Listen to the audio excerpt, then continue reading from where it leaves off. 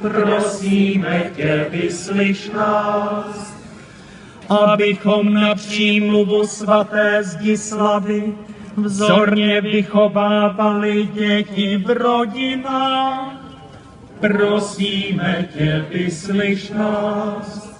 Abychom na přímluvu svaté Anešky nesli trpělivě svůj kříž, prosíme tě, vyslyš nás.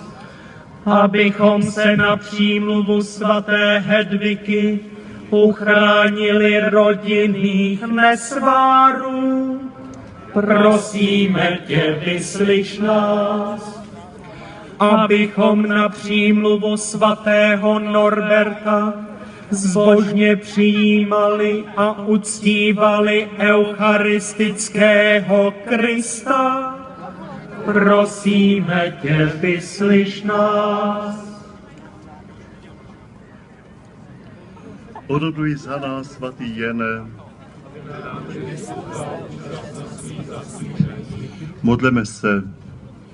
Bože, jen si nepřemoženou mlčenlivostí svatého Jana svou